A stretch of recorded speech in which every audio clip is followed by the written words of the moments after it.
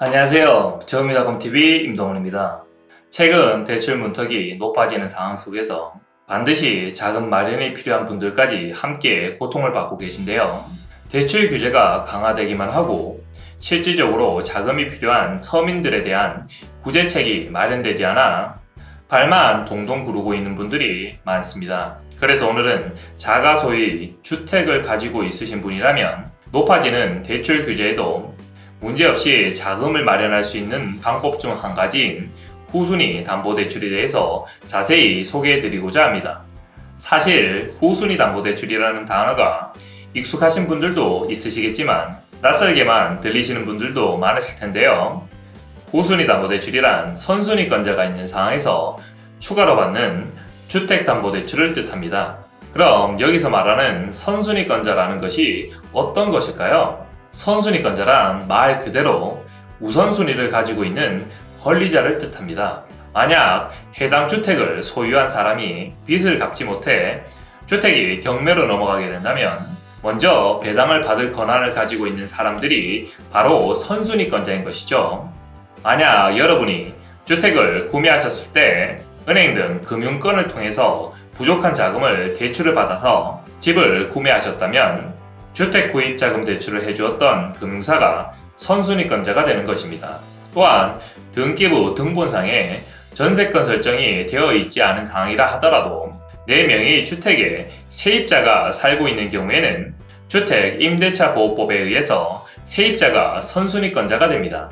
쉽게 말하면 내 명의의 주택에 전세를 들어와서 살고 있는 세입자가 있다면 그 세입자 역시 집이 경매로 넘어갔을 때 배당을 먼저 받을 수 있는 권리를 가지고 있는 것이죠. 이렇게 선순위권자가 있는 상황에서 추가로 대출을 받는 것이 바로 후순위 담보대출이라고 생각을 하시면 됩니다. 그렇다면 후순위 담보대출의 장점에는 어떤 것들이 있을까요? 또 어떤 분들이 후순위 담보대출을 알아보고 진행하는 것이 좋을까요? 후순위 담보대출의 가장 큰 장점은 DSR 규제의 영향을 받지 않는다는 점인데요. DSR이란 쉽게 설명하면 모든 가계대출 원리금 상환액을 연간 소득으로 나눈 비율인데요. 예를 들어서 설명을 드리겠습니다. 연봉 1억인 사람이 연간 갚아야 할 대출의 원금과 이자의 합계액이 5천만 원이라고 한다면 DSR은 50%가 되게 됩니다. 2022년 1월부터는 모든 가계대출의 합계액이 2억을 초과하는 경우 DSR 40%가 2022년 7월부터는 모든 가계대출의 합계액이 1억을 초과하는 경우 DSR 40%가 적용이 되기 때문에 앞으로는 소득이 낮은 분들은 주택 시세가 높다고 해도 받을 수 있는 대출의 한도액이 크게 줄어들 것으로 보입니다. 하지만 앞서 설명을 드린 것처럼 후순위 담보대출을 통해 사업자금 용도로 대출을 받을 때에는 DSR 규제 적용을 받지 않기 때문에 소득이 조금 적다고 해도 높은 한도로 대출 진행이 가능합니다. 후순위 담보대출의 두 번째 장점으로는 주택 시세 대비 95% 한도까지 대출이 가능하다는 점입니다.